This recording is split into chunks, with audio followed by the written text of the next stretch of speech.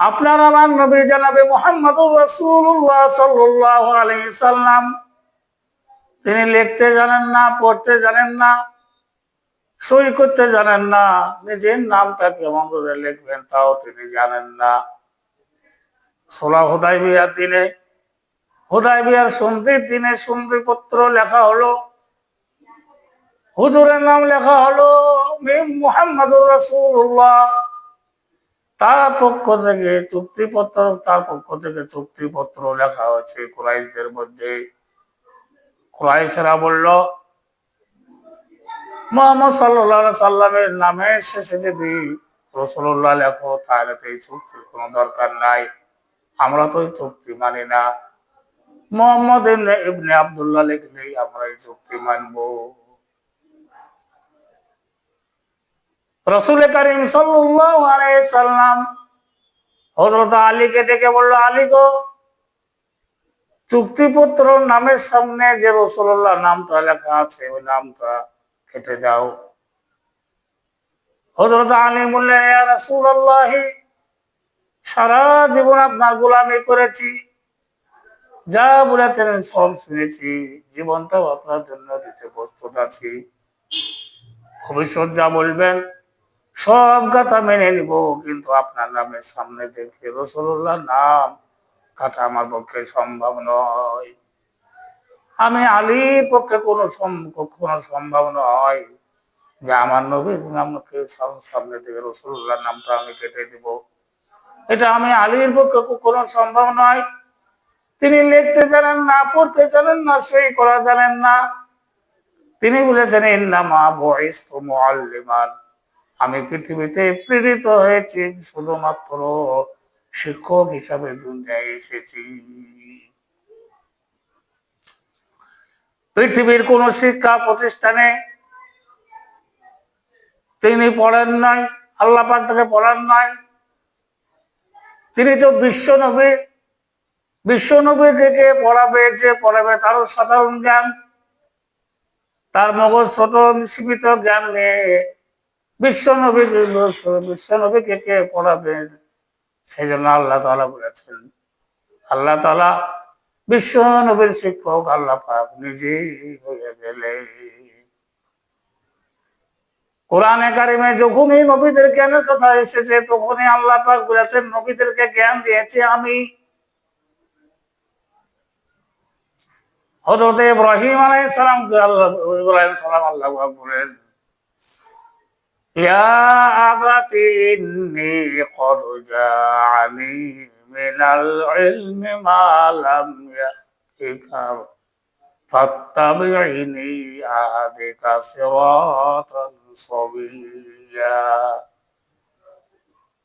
হে আমার পিতা, বিশ্বাস করো, আমার কাছে যে জ্ঞান এসেছে সেই জ্ঞান তোমার কাছে নাই, অতএব আমাকে অনুসরণ করো, আমি তোমাকে সোজা রাস্তায় উঠায় দিব। হযরত ইব্রাহিম আলাইহিস সালামকে জ্ঞান দিয়েছে কে? আল্লাহ পাক। লূত আলাইহিস সালামকে নবুয়ত প্রদান করার পরে আল্লাহ পাক বলেন, ওয়ালুতান আতাইনাহু হুকমান ওয়া ইলমা, আমি লূতকে জ্ঞান দিয়েছি, হিকমত দিয়েছি, ইলম দিয়েছি। মূসা আলাইহিস সালামকে আল্লাহ পাক বলেন, ওয়ালাম্মা বালাগা আশুদ্দাহু ওয়াস্তাওয়া আতাইনাহু হুকমান ওয়া ইলমা। মূসা আলাইহিস সালাম যখন বয়স সন্ধিক্ষণে পৌঁছে গেলেন এবং যখন তিনি পূর্ণ বয়স্কপ্রাপ্ত হলেন, তিনি যখন নিজেকে লালন পালন করার কাজ তার নিজেকে সম্পন্ন হয়ে গেল, আল্লাহ পাক বলেন, মূসাকে আমি জ্ঞান দিয়েছি, হিকমত দিয়েছি, ইলম দিয়েছি, জ্ঞান দিয়েছি। রাসূল কারীম সাল্লাল্লাহু আলাইহি সাল্লাম সম্পর্কে আল্লাহ পাক বলেন, ওয়ালাইন ইত্তাবা'তা আহওয়াহুম বা'দাল্লাযী জাআকা মিনাল ইলম মা লাকা মিনাল্লাহি মিন ওয়ালিয়্যিন ওয়ালা নাসীর। তুমি যদি জ্ঞান লাভের পরও তাদের প্রবৃত্তিকে অনুসরণ করো, তাহলে আল্লাহর কাছ থেকে তোমাকে রক্ষাকারী কেউ থাকবে না, কোন সাহায্যকারী তুমি পাবে না। আমি যে জ্ঞান দিয়েছি এই জ্ঞানেরই অনুসরণ করো, এর মধ্যেই মুক্তির পথ, বিশ্ববাসীর মুক্তির পথ এই জ্ঞানের অনুসরণের ভিতরে।